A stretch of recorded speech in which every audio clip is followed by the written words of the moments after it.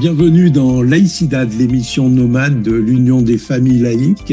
Aujourd'hui, nous nous intéressons à une question cruciale, celle de la démographie. Nous sommes entrés, semble-t-il, dans une ère de déclin démographique significatif, avec un effondrement du nombre de naissances dans plusieurs régions du monde, notamment en Chine, au Japon, en Europe et aux États-Unis. Aucun continent n'échappe à cette nouvelle réalité et cet effondrement entraîne un bouleversement des rapports sociaux. Durant des décennies, on nous a annoncé une explosion démographique accompagnée d'un cortège de famines et d'une augmentation faramineuse de la mortalité infantile, le tout sur un fond d'épuisement inéluctable des ressources de la planète.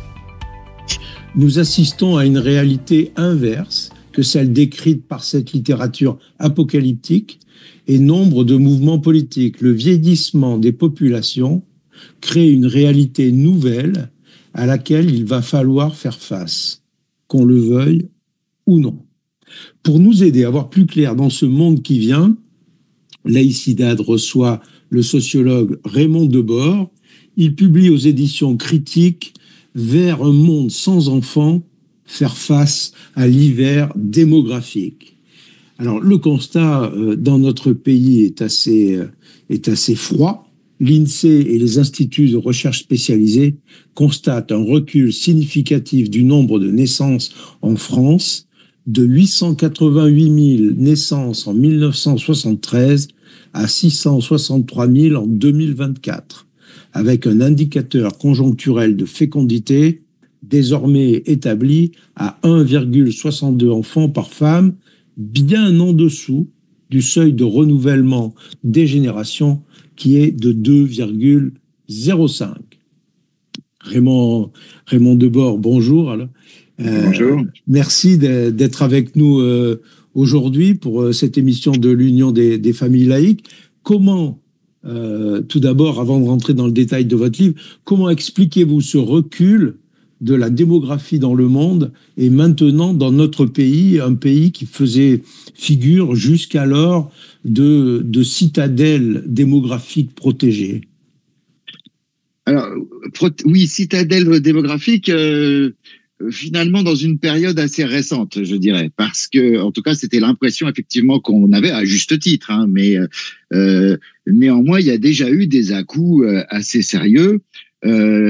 La France a déjà connu des crises démographiques très importantes.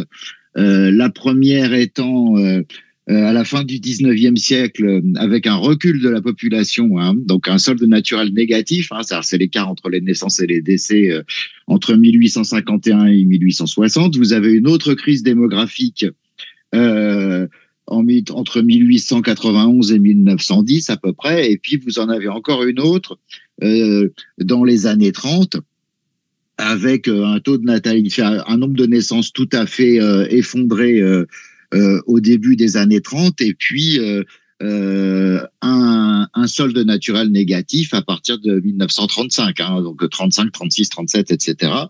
Voilà, donc c'est pas tout à fait nouveau de ce point de vue-là. Le choc démographique, la crise démographique de la fin du 19e siècle est pour bonne partie en lien avec la naissance du mouvement familial, d'ailleurs, qui était en partie en réaction à ça, le mouvement familial tel qu'on le connaît aujourd'hui. Voilà. Mais effectivement, à partir de 1945, il y a eu une explosion des naissances. Mais je vais mettre quelques nuances aussi. Là, assez rapidement, le taux de natalité a commencé à décroître tout doucement. Le taux de natalité, hein, c'est le rapport entre les naissances d'une année donnée et puis la population. Voilà, ça donne un indicateur de l'année en question. Avec un décrochage en 1974, puisque 1974, c'est l'année à partir de laquelle, justement, le renouvellement des générations auquel vous faisiez allusion à l'instant n'est plus assuré. Voilà, donc là, de ce point de vue-là, c'est pas un phénomène nouveau. Par contre, il y avait une certaine stabilité Voilà. Et entre le milieu des années 90 et le milieu des années 2000, on était effectivement à un peu plus de 1,8 enfants par femme en moyenne, ce qu'on considérait effectivement comme pas trop dramatique, d'autant plus que dans le cadre européen, la France était celle qui était restée pendant de longues années dans les moins mauvaises situations. Alors Voilà. aujourd'hui, notre pays rejoint finalement le groupe de tête, on va dire, le Absolument. Japon, la Chine, les États-Unis. Alors, comment est-ce que vous expliquez que s'il y a toujours un désir d'enfant, qu'il est toujours aussi élevé, comment vous expliquez qu'il se concrétise moins dans le monde entier? Alors, on rejoint les autres effectivement parce que nous sommes. Alors, je mettrai les États-Unis un petit peu à part dans le sens où, effectivement, en termes de taux de natalité, c'est pas bon, c'est 1,6. Hein. Par contre, comme c'est un pays très grand, avant qu'ils en fassent les frais, c'est-à-dire avant qu'ils entrent qu'ils aient atteint un pic démographique et qu'ils soient dans un processus de décroissance, il va se passer encore plusieurs décennies. Donc, on va dire que les concernant, ils sont pas dans des perspectives catastrophiques à court terme. Je ferme la parenthèse. Donc, on rejoint tout le monde, c'est-à-dire que ce phénomène de transition démographique, bon, le mot est mal choisi. Moi, je préfère parler de régime de population du capitalisme, en réalité, que nous avions initié en premier en France, hein, dans les années 1780. Finalement, nous nous en étions pas trop mal sortis parce qu'il y avait un dispositif politique et social particulier en France et des politiques familiales. On y reviendra tout à l'heure parce que c'est important, c'est un des signes de notre pays, quoi. Alors, effectivement, il y a ce désir d'enfant aujourd'hui qui existe, qui autour de un peu moins de 2,3 enfants par femme en moyenne. Alors, il recule un peu néanmoins, puisque des années 2010 à 2020, on était un peu moins de 2,4. Bon, néanmoins, il nous intéresse. Pourquoi? Parce qu'il est supérieur au seuil de renouvellement des générations. Et donc, ça nous amène à se demander quels sont les freins et qu'est-ce qui serait possible de faire pour que ces désirs d'enfants puissent se réaliser pleinement, ce qui, du coup, effectivement, réglerait les inquiétudes démographiques qui sont à jour. Voilà. Donc, alors, pourquoi est-ce que les gens ne réalisent pas leur désir d'enfant? Il y a de multiples raisons. Celles qui viennent en premier, c'est une inquiétude face à l'état du monde. Alors, il y a l'éco-anxiété, mais pas que, hein, parce que il y a aussi des questions comme la question de l'inflation, des questions comme la question des crises sociales. Bon, il y a un climat général qui n'incite pas, je dirais, à se projeter dans l'avenir. Donc ça, c'est une première chose. La deuxième chose à laquelle font référence les gens eux-mêmes, hein, bien sûr, c'est le coût trop important de l'élevage des enfants, voilà, et de leur éducation. Voilà. Et quand on demande aux gens ce qui pour eux serait des éléments importants qui créeraient un climat leur permettant d'entreprendre des projets parentaux, viennent trois éléments: la stabilité du couple, un logement adapté et des revenus suffisants. Or, dans la société actuelle, bon, moi je mets ça en lien avec le libéralisme, les trois sont en crise. Donc vous avez effectivement des difficultés d'accès au logement, en particulier pour les jeunes travailleurs qui sont tout à fait massives. Vous avez un problème de revenus puisqu'en réalité, il y a un décrochage, hein, des salaires qui tendent plutôt à reculer alors qu'ils étaient en forte hausse pendant ce qu'on appelait les 30 glorieuses. Et puis, vous avez une instabilité du couple qu'on peut aussi relier à des phénomènes socio-économiques liés à l'ordre néolibéral, avec des couples qui se forment de plus en plus tard, qui durent de moins en moins longtemps, voilà, et qui sont précaires. Donc, ce qui évidemment n'engage pas à se projeter dans des projets parentaux. Alors, nous allons revenir sur l'ensemble de ces explications, mais tout d'abord, j'aurais deux questions un peu politiques à vous poser, parce que durant des décennies, on nous a annoncé l'explosion d'une bombe démographique. Elle n'a pas explosé, même si la population a fortement augmenté. Et nous assistons même au contraire dans de nombreux pays à une chute. Donc, est-ce que la démographie, ce n'est pas d'abord une question idéologique? En tout cas, l'idéologie joue son rôle, évidemment. Après, tout dépend de ce qu'on appelle la démographie. Mais parce que bon, la démographie, c'est une science qui a aussi ses limites, hein, parce que si elle n'est pas capable de se situer dans un contexte social, elle peut tourner un petit peu à vide. Après, la lecture qui en est faite est une lecture politique, est une lecture idéologique, et donc il y a des courants idéologiques qui s'affrontent, dont un et le néo-malthusianisme, donc ça vient des thèses de Malthus, 1778, c'est pas nouveau. L'idée étant que il faut réguler la population. L'idée étant que compte tenu du fait que la population se développe plus rapidement que les moyens de la nourrir, il faut la réguler. Bon, alors en l'occurrence, c'était il faut surtout empêcher les pauvres de faire trop de gosses. Ça, c'était l'idée de Malthus. Or, cette idée est fausse. Elle était fausse dès le début, si vous voulez. Oui, les Chinois la payent très cher, semble-t-il. Absolument.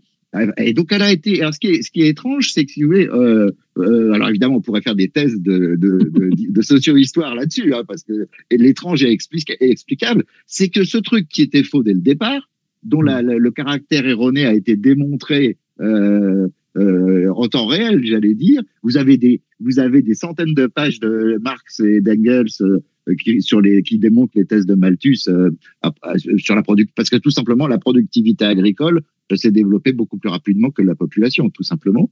Mais ça revient en période de crise, voilà. Donc vous avez un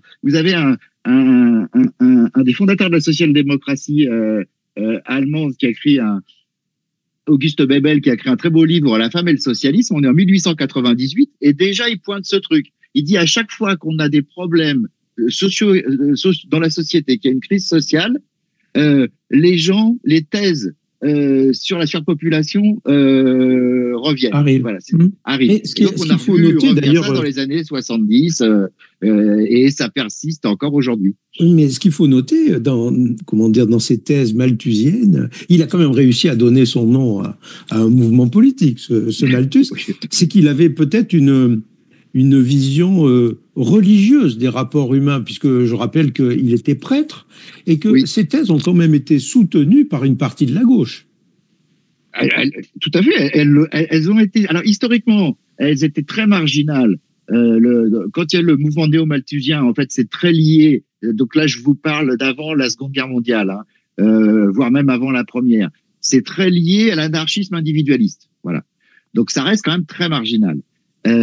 Et par contre, ça a connu un regain après, dans les années 70, autour de l'écologie politique, en fait. Typiquement, c'était mis en avant par, peut-être que nos auditeurs se rappelleront, René Dumont, qui a été candidat à la présidentielle en 74, qui tenait des propos apocalyptiques sur la question de la famine et de la population, comme vous le disiez tout à l'heure. Et donc, c'est très prégnant dans ce milieu-là. Et comme les idées sociales ont tendu dans le rapport, dans la conflictualité gauche-droite, ont laissé place aux questions de société, et que la gauche, petit à petit, s'est approprié finalement l'individualisme comme valeur centrale. Du coup, ces thèses malthusiennes ont infusé à gauche et elles sont tenues tout à fait ouvertement par des personnalités publiques d'Europe Écologie Les Verts. Ça figure dans le programme d'Émeric Caron, donc qui est associé à la France Insoumise. Voilà. Et parfois il y a des discours très ambigus de Jean-Luc Mélenchon, par exemple, sur ces questions-là, même s'il est plus prudent. Voilà, donc ça s'est passé comme ça. C'est quand même une spécificité de notre pays où les thèses malthusiennes ont encore une actualité, alors même que la réalité démontre le contraire.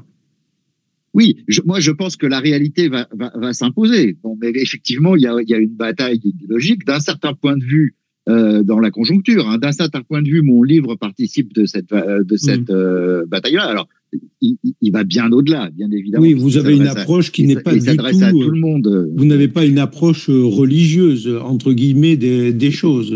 Mais par contre, il est temps que le réel se rappelle. Bon.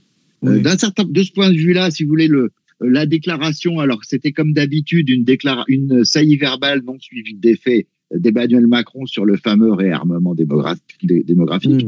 Compte tenu de ce qu'est Emmanuel Macron, de son indifférence à la question familiale, etc., le fait qu'il y fasse allusion, c'était déjà le réel qui se rappelait aux politiques. Mais c'est pas terminé aujourd'hui. Votre phrase sur le réel qui doit se rappeler à notre esprit, ça me fait songer à cette citation un peu célèbre de Jacques Lacan qui disait que le réel, c'est quand on se cogne. Quand est-ce qu'on va se cogner ? Ben, là, on est en train de se cogner. Alors, au niveau mondial, comme vous le disiez dans votre introduction, on se cogne déjà puisqu'il y a des pays qui sont en recul démographique et des régions entières du monde, c'est-à-dire qu'en baisse de population. La France, je pense que si elle n'est pas tout à fait percutée aujourd'hui, elle va l'être demain, puisque non seulement vous avez des indicateurs, si vous voulez, qui peuvent paraître aux gens un peu abstraits, qui sont à la baisse chaque année, mais le nombre de naissances est à la baisse. Et le fait qu'il y ait en France plus de décès que de naissances, c'est-à-dire qu'on ait un solde démographique négatif, c'est pour demain, puisque l'écart aujourd'hui, il est de 17 000 personnes, vous voyez, sur 68 millions d'habitants. Donc, avant que ça passe en dessous de zéro, il va se passer quoi, 2 ans Donc, tout ça va arriver très, très vite. Et ça vient déjà à travers les débats sur les retraites, sur la protection. Oui, parce que tout ça va avoir des conséquences. Notre société est organisée d'une certaine façon pour gérer et être gérée par un accroissement de la population. Comment envisagez-vous les réalités sociales de demain au travers du prisme de la baisse de la démographie ? On va aller... alors, ça pose des problèmes théoriques d'ailleurs assez... mais qui sont sur le long terme, et sur le capitalisme en tant que tel, puisqu'effectivement, pour qu'il puisse se développer, il doit toujours se développer de manière élargie. Alors, quid de l'élargissement permanent à partir du moment où il y a une variable qui diminue. Si je reste sur des choses plus immédiates, on a un système de protection sociale qui est basé sur les assurances sociales. À partir du moment où le nombre de cotisants est en baisse, ce qui est pour demain, parce que ça, c'est des prévisions de l'INSEE, c'est 2037, la baisse de la population active en France. Et comme l'INSEE a fait des calculs très idéologiques avec un indice de fécondité qui était à 1,8, à mon avis, ça va venir plus tôt que 2037. À partir de là, qui va payer pour l'assurance maladie, qui va payer pour la dépendance, qui elle-même va augmenter, hein, et qui va payer pour les retraites, voilà. Donc tout notre système risque d'être mis à mal, alors pas du jour au lendemain, mais petit à petit. Ça va peser très lourdement sur un sujet très à la mode actuellement, la question de la dette publique, hein. On prévoit une augmentation de la dette publique d'un quart dans la zone euro d'ici 2050. Ça va poser un problème sur les investissements parce que les seniors sont connus pour investir dans l'immobilier et pour investir dans des placements non productifs, hein. Donc voilà. Donc on est dans un truc qui va qui va se crisper de plus en plus et poser des problèmes socio-économiques majeurs. Alors, il y a dans votre raisonnement, je voudrais dissiper une ambiguïté. Vous nous dites que ce sont les limites du système libéral auxquelles nous serions confrontés de plus en plus rapidement à cause de la baisse de la démographie, mais dans le même temps, vous notez que ce sont des effets qui sont atténués par la large socialisation qui existe dans notre pays, puisque vous parlez des assurances sociales, de la retraite par répartition et tout ça. Nous ne sommes pas réellement dans un pays libéral. Nous ne sommes pas dans un pays libéral.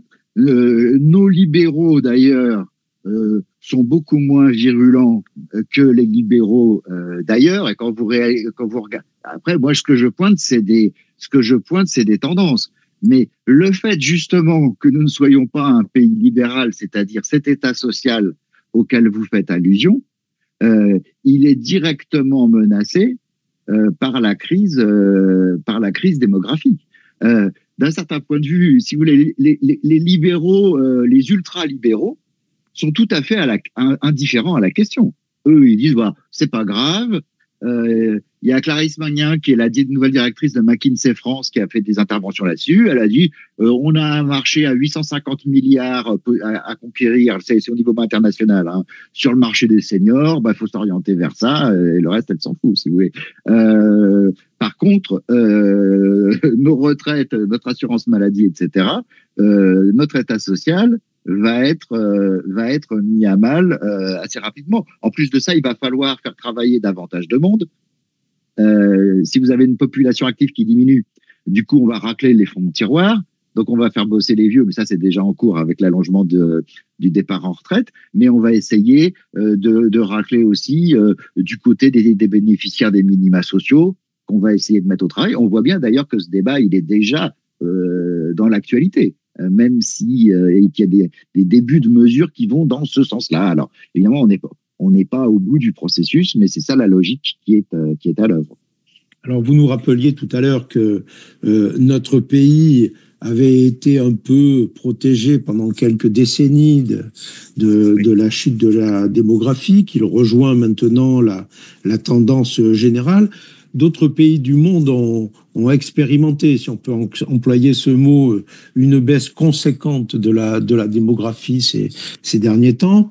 Et ils cherchent des moyens d'inverser la tendance. Et on pense particulièrement aux Japonais.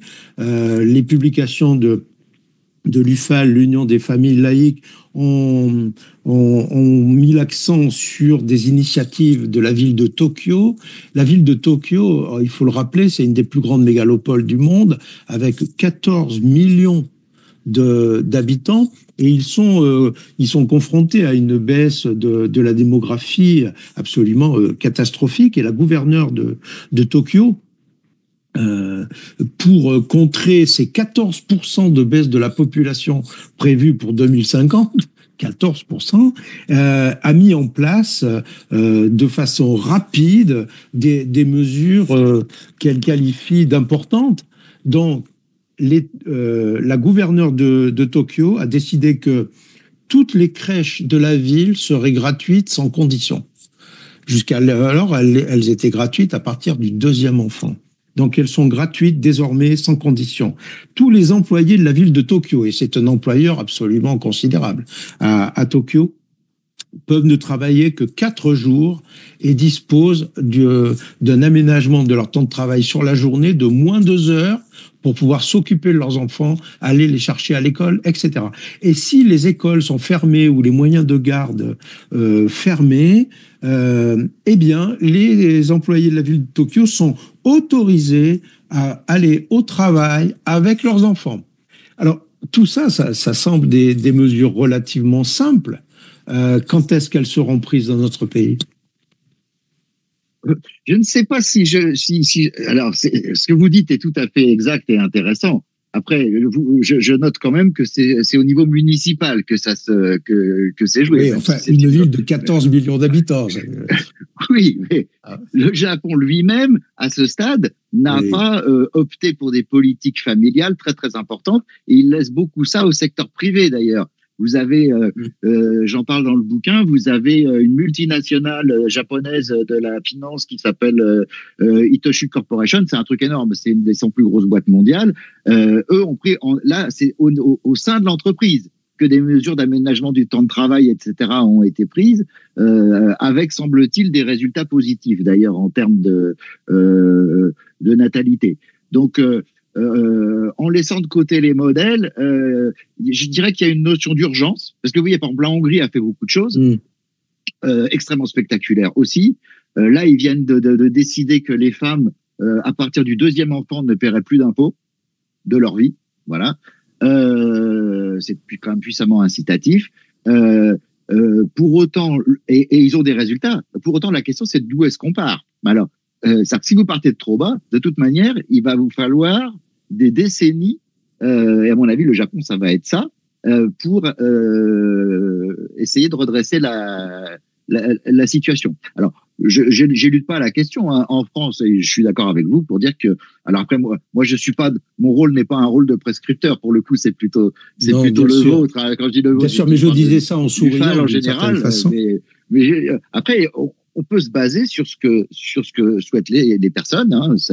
Il y a des idées qui sont, puisque vous avez des enquêtes, hein, qui sont menées là-dessus, qui sont menées régulièrement.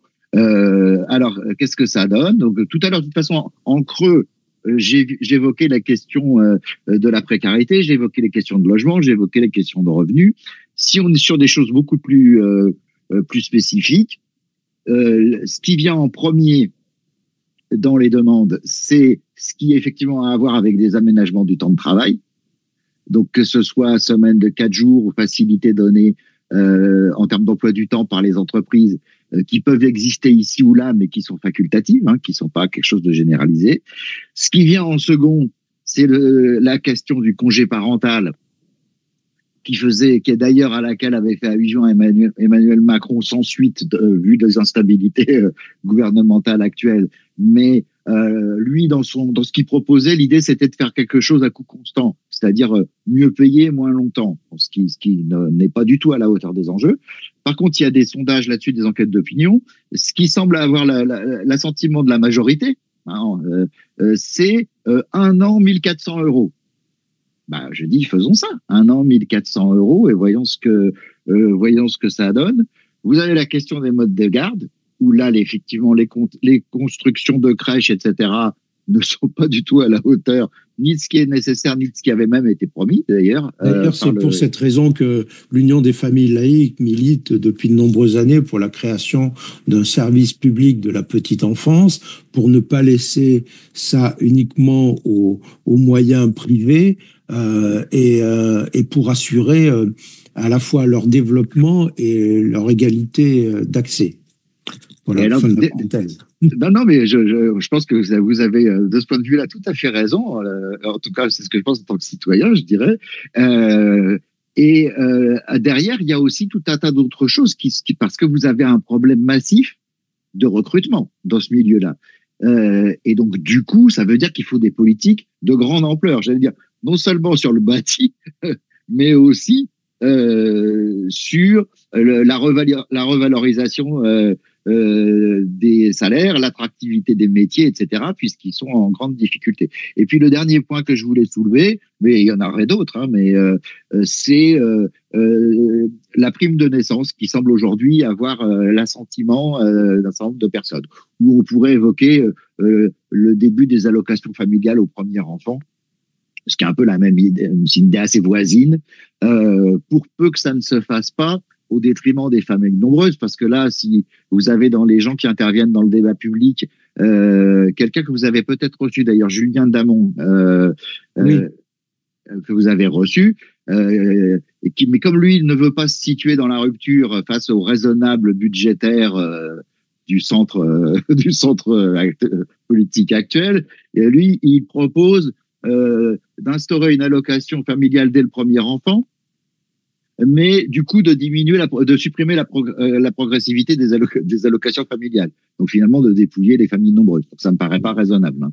Donc je pense qu'il faut qui a aussi une proposition qui peut paraître étonnante, mais en faisant le constat que les gens se rencontrent aujourd'hui non plus dans les lieux de socialisation que l'on connaissait auparavant, mais au travers des applications de rencontres, il est pour que l'État subventionne l'acquisition des applications de rencontres. C'est n'importe quoi.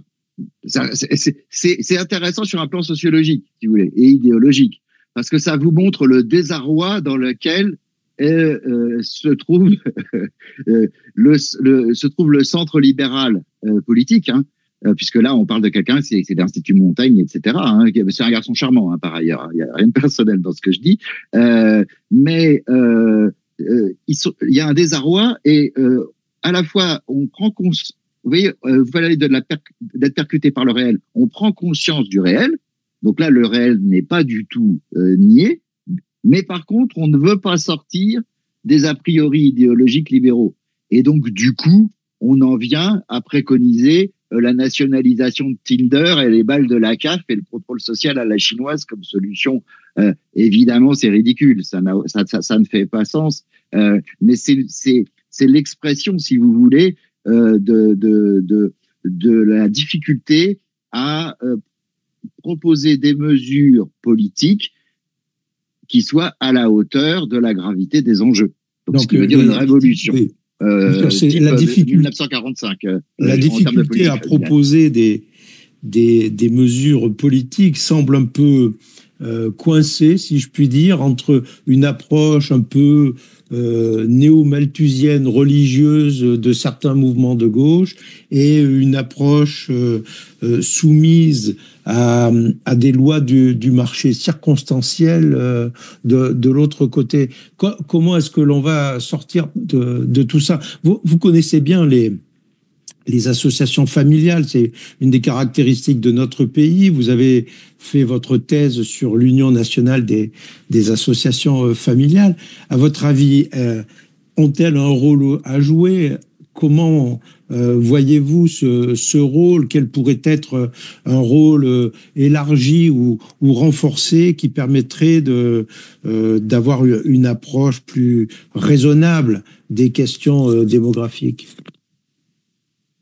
Bon, je suis mal placé, et c'est pas mon rôle non plus pour donner, je me permettrai pas, de toute façon, n'étant pas moi-même impliqué, de donner des conseils aux associations familiales. Pour autant, puisqu'on est sur, vous avez évoqué effectivement la prise en compte d'une réalité forte, et la nécessité de s'approprier pleinement cette situation nouvelle, je pense qu'il y a un rôle idéologique qui peut être joué. C'est-à-dire que je pense que les associations familiales, elles le font en partie, y compris l'UNAF d'ailleurs, le fait en partie. Moi, je lis chaque année je sais pas si c'est tous les ans ou tous les 2 ans, enfin bon, les comptes rendus d'assemblée générale de l'UNAF, etc. On voit bien, ou alors les commentaires de l'UNAF quand sortent les chiffres sur la démographie, on voit bien qu'il y a évidemment une prise en compte forte de ces problématiques-là. Je pense que ça gagnerait à être développé. Et si je m'adresse aux laïcs en général, hein, je ne parle pas de l'UFAL en particulier, je pense aussi qu'il faut prendre conscience de la réalité de l'emprise néolibérale, si vous voulez, et qui fait que l'opposition traditionnelle, qui était l'opposition conservateur contre progressiste, n'est pas la contradiction principale, si vous me permettez d'utiliser des concepts maoïstes, mais la contradiction principale, elle est ailleurs, et on voit bien que sur cette question démographique, elle est pas à cet endroit-là. Donc je pense qu'il faudrait placer la contradiction au bon endroit et évidemment mener une bataille idéologique après. Alors, Raymond Debord, il va falloir envisager de conclure cet entretien bientôt, mais j'aurais une dernière question à vous poser, une question un peu plus ouverte. Peut-être votre livre est intitulé Vers un monde sans enfants et il est sous-titré Faire face à l'hiver démographique. Alors, après l'hiver démographique, est-ce que vous envisagez qu'il puisse y avoir un printemps des enfants? Alors, il faut apporter une réponse nuancée selon les pays, j'allais dire, puisque comme on l'a évoqué précédemment, concernant la France, il est encore possible de faire quelque chose, si vous voulez. Bon.